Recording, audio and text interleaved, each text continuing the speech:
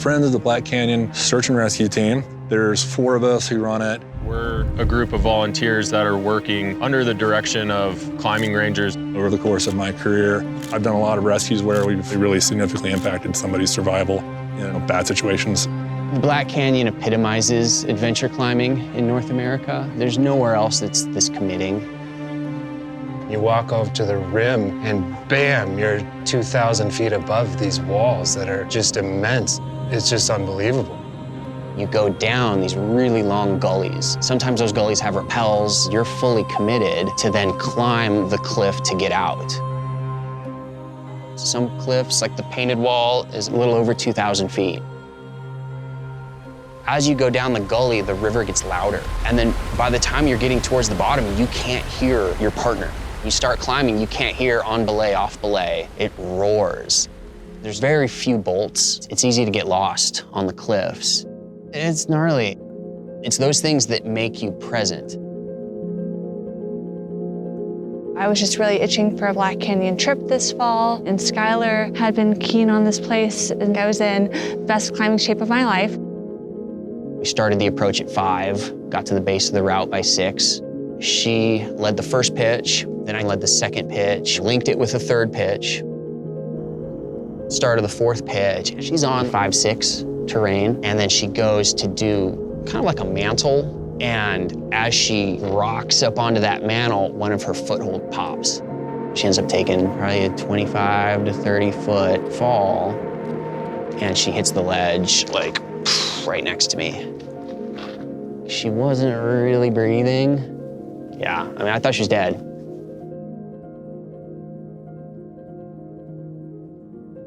It was like a bad situation. I started taking vitals. She's not dead, she's breathing, she's got a pulse. It's like pretty obvious that like, I don't know if she's really gonna wake up.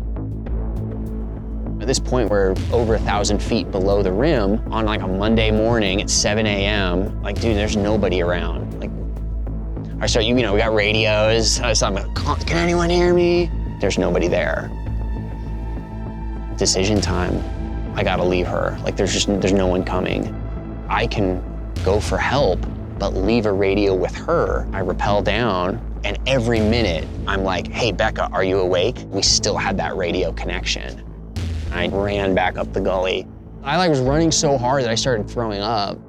I drove out of the park, called 911. My name is Mike Kingsbury. I'm a SAR team member and paramedic. You were down in Gunnison. I think I was up in Crested Butte. That day I was over 2.5 hours away. Injured party, Great White Wall, status unknown. We're gonna need some advanced medical. Priority is to get to the patients. We were going to need to lead pitches to just simply access the patient, which at that point sounded like was still unconscious on the ledge. It didn't sound very good. We got a team going down to access her to see if we've got a live patient. We also hear that there's a helicopter en route, but they can't launch unless they know she's alive.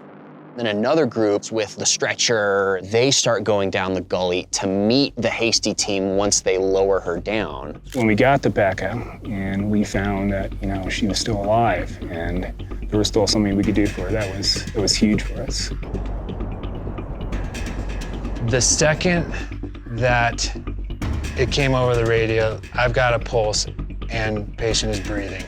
It was like this surge of adrenaline. Let's go. It's 4 pieces. Option A was to get helicopter transportation. It's the fastest way to do it. Plan B was to lower an attendant all the way to the bottom, pick up the patient, and raise them all the way up the wall. The way we've gotten patients out of the bottom is to raise them on a double rope system that's up to 1,200, 1,500 feet long. And just a major 1,800 foot lower down with the litter. While this is going on, I'm still taking care of Becca. I basically had to tend to Becca as we went down the wall. Had her kind of on his back as we rigged up 2 separate ropes. Becca, who was obviously still unconscious, we lowered back to the top of that first pitch.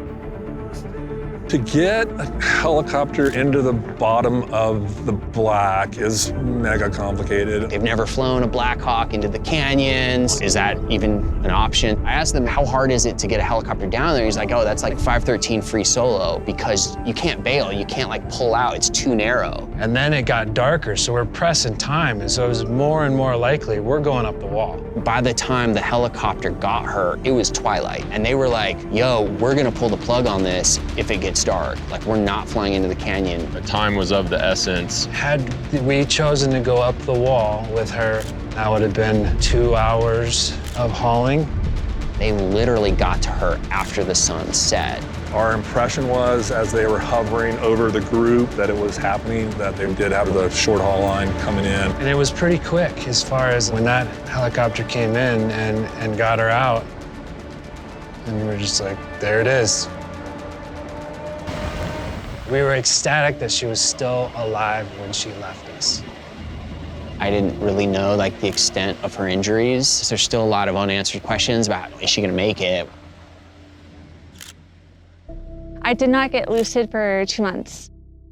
I had a traumatic brain injury. I broke my elbow. I broke half a dozen bones, my pelvis, my ribs, my neck, my shoulder. I feel 90–95% back to normal now. I'm just so thankful, and I think I'm surrounded by a lot of amazing people who have really bolstered me and supported me. So I'm really stoked, and I have a new lease on life. A ranger told me afterwards, there's places in the canyon where rescues are gonna take days. It's like a sobering reminder of like, these are the stakes. Qualified, competent teams can still get in trouble just because of the inherent risk. That's when SAR saves the day, because there are accidents that you can't self-rescue. I don't know if people realize that these are people that have jobs, they have families, maybe they live 2 hours away. A lot of things came together positively and quickly to get Becca out of there. It's a really beautiful place, and it's a really powerful place, and it deserves respect. Just really know the risks of what you're doing, and life is kind of random. You never really know why things happen. Equip yourself with all the tools that you can so that you have all the power to mitigate any risk. I started with the search and rescue team at the Black Canyon 18 years ago. It was really a way to give back to the climbing community, and then the camaraderie started. With those small PMPs. This is a special place for a lot of us, and we come together, and the complex systems that we put together and execute a rescue. I get emotional thinking about it, you know, it's like, I really like the people that do it. It's really fun. And you also do some really significant stuff. You really help people out. One of the reasons why we do it is because we're such a close-knit group of teammates, of friends and climbing partners who've been together for a long time now. I think there's a universal sense of service. We absolutely do take pride, especially when things do work out the way they do. SAR is amazing, and it's crazy I survived.